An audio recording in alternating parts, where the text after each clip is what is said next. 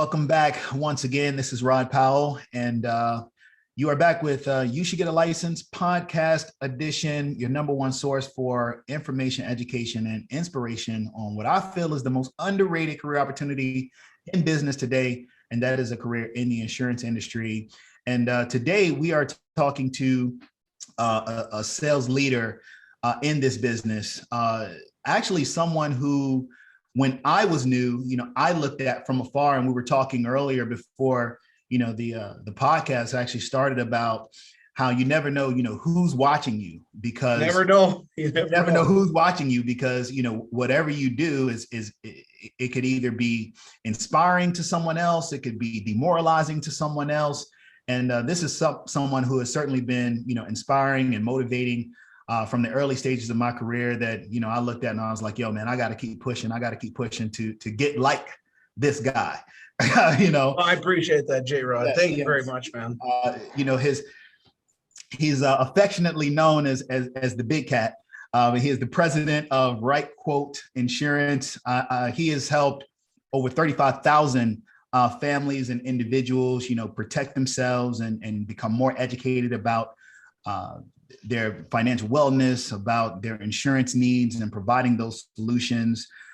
He has a mission to just keep it simple and make sure that he's taking care of everyone. He has a great heart. He's a great family man as well. And I'm excited for him to share his story and talk about his successes and his journeys. Mr. David Baxter. David. Well, happy Monday, J-Rod. Thanks for having me on. I appreciate you, man. Thank you very much. Man. Hey, look, this platform, like I said, once again, thank you for coming on. I know that this is going to be a very, very valuable conversation for all those that hear it. And, Dave, we're a couple hours off. I think we've done some West Coast. We're covering every time zone.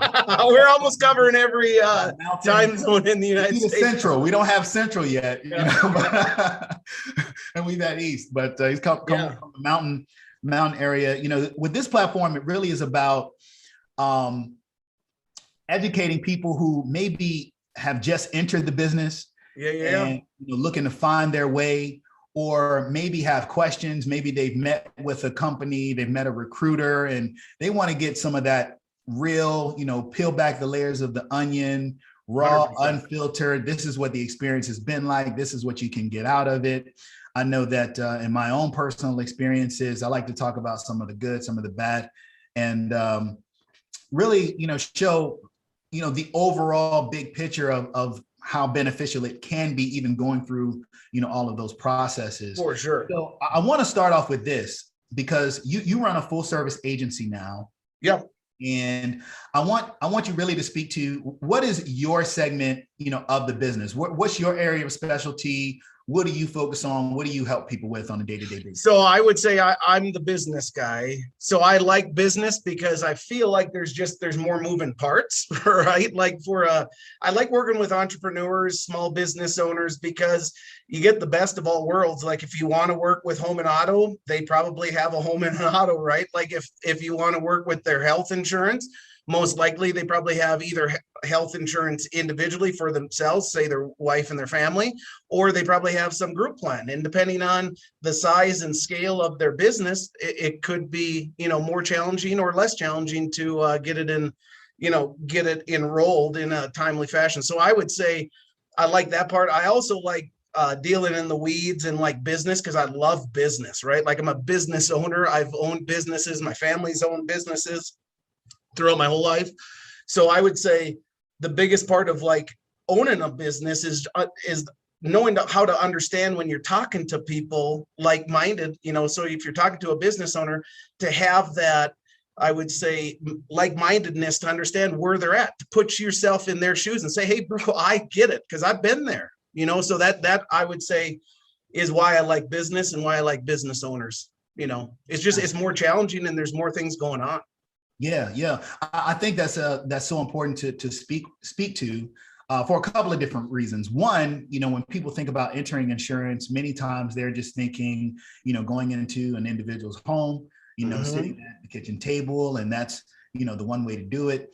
Or they think of maybe going into the local, agent's office, the State Farm or the Allstate, whatever it may be, and or calling from the car dealership when they buy a car. Exactly. Those types of pieces, but they don't see themselves, as that business owner, right? And correct. Not a lot of people, not a lot of them do. You're right, J-Rod. No. Yeah. So I think that's really important because, hey, look, this is a business where you are an entrepreneur. You have to be. You have to be. Even if you are aligned with an organization, you still have to be an entrepreneur, right? You have to. Otherwise, you won't get very far.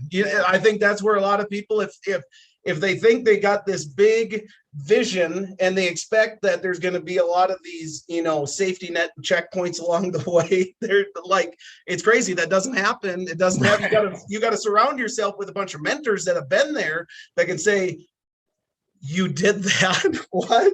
But they're there to help you through the mud. That's right. You know what I mean? That's the biggest thing in insurance, right? Is I don't have all the answers. I've been here a long time and I've seen a lot of crap, but I don't have all the answers. But what I do know is that I have people now surrounding me that can find the answers 100%, that can find the answers 100%. And here's the second part of that. As an entrepreneur, as someone who is, building, a business, being able to communicate with other business owners, it's about understanding that they're experiencing some of the same challenges that you're experiencing. 100%. Right? Yes. And so that makes me feel good because you don't go into it like, whoa, I got all these problems, but you guys are perfect. No, like every big business, small business, I'm telling you, man, is just like marriages. They all got problems, right? They all got deficiencies. They all got, celebrations too. But if you can just level with them, like, hey, look, I'm just trying to help you from this perspective because I'm a business owner too. And hey, have you had these type of challenges? Because then if you can lock onto them and say, hey, look, I've had that same kind of challenge, they're like, whoa, so have I. Tell me about it. And then all of a sudden you build credibility, right? And before any sales can happen, right, in insurance, you got to establish credibility and you got to establish trust. If you cannot do either one of those two, the odds are you're going to go home to your wife or go home to your manager and say, hey, yeah, they were insurance poor. No, it's because you didn't create any trust. And you probably didn't create enough credibility in there because if you did, they would have saw the value of what you were selling and they would have bought it. 100%. 100%. There you go, man. It's those almost, right. And everybody said, well, they just didn't, they didn't see the value in it.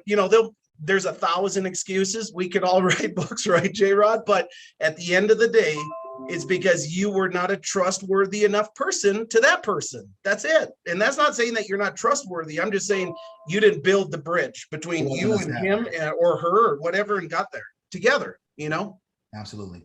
Now you've been in the industry 19 years now, almost 20 years, almost. Yes. Yeah. Still a young guy. You're right. Yeah. It's wild that when you get in it young, that you look back and you're like, man, how, like I say, how dumb was I? But then how smart was I too? Because I see a lot of you too. You see a lot of people that have had careers, whether it's in the military or whatever, and then they want to start the insurance, say at like my age right now, 40, right. 50 years old, which there is still a lot of value in that, like humongous value. But the earlier you can start it, right? Like I've met some kids, right? And I call them kids because they're younger than me that have just as much time in the business as I am. And I'm like, that is wild. It's awesome though. It's great because people can see the big picture. If you're truly in this to help people and solve problems, you will never, ever, ever have to find another job in your life again, because this job will afford you more than you will ever deserve if you can just treat people good and solve problems. That's it. I want to just pull out, I want to extract a little bit of what you just said. You said, you have people who have gone through, had careers, whether it be military, private sector. Yes. Once they finish that career, then they enter into the industry. 100%. On the flip side, you also have people who are fresh out of high school, jumping right into the business and experiencing. You've seen it, J-Rod, right? I have seen it. Seen it, and it's really fascinating because I don't know if there's another industry that somebody can actually come into, regardless of your level of experience. You're really starting on the same playing field. 100%. The barrier of entry in this industry is super low, but I will tell you it is super high to stay there though, right? Like Correct. the barrier of entry super low, right? And you can go make a couple dollars. We've seen it happen even at our former firms, right? Like you can see them go out there, make 10, 15,000 in one enrollment, couple houses, and you're like, this is the next coming of Jesus, right? Right here. You're like, this is the guy. We're going to put we need to find 50 more guys like them, right? And then like 3 weeks later, they're out of the business. And why was that? It's because whatever was getting them going to start that thing, that motor stopped, right? And I think as managers, as leaders, it's our job to keep putting gas in that motor from a perspective of how we motivate, right? Not that it's our job to keep them going on that path or that vision, but it's really our job to keep them, if they have that vision, to keep pushing them towards that vision all the time, right? Yeah. Yeah. But I think a lot of times we just think as managers, as leaders in this industry, because it's an industry that we make commission sales, right? Where you can make hundreds of thousands, if not millions of dollars per year, right? So like most people, they come into this thinking, I'm going to make a lot of money. And then they make it in the first 3 months. They made more money in 3 months than they made in 3 years. I've seen it happen, J-Rod, right? Yeah. And they all of a sudden think it's so easy, and they didn't realize that when they came in, they were hungry. They were they were hungry. They were probably accountable, and they had a mission, right? They had a vision and a mission. Like, my bank account is dry. I need to get it full of money. Right. And once it gets there, then they're like, I don't know what's next. Right. Because now they put money in that bank account, they bought a new house, bought a new car. And if they don't have the next step, right. And that's the thing for me. That was the thing. Like, I made a lot of money. I still make a lot of money, but it's not about the money for me. It's really about helping people solve challenging things in their business and in their real life too. Like if they have challenges with their health insurance, they got challenges with their life insurance, because I'm dealing with a guy right now. He's 61 years old and he's looking for life insurance, but he's got COPD, right? So that's tough, man. And like 5 years ago, he didn't have any of that stuff, right? It's like it can change in an instant.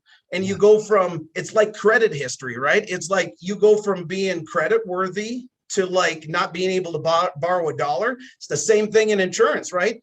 You go from being able to have the $10 million life insurance on yourself to you can't get life insurance unless your wife goes on to a second to die policy with you. And that sucks, So that's the type of stuff that I like to solve in the industry. Like, where is the policy for that guy? There is somebody out there that will insure that guy, right? But where is it? So that's what I do, is I try to find it, right? That's my focus.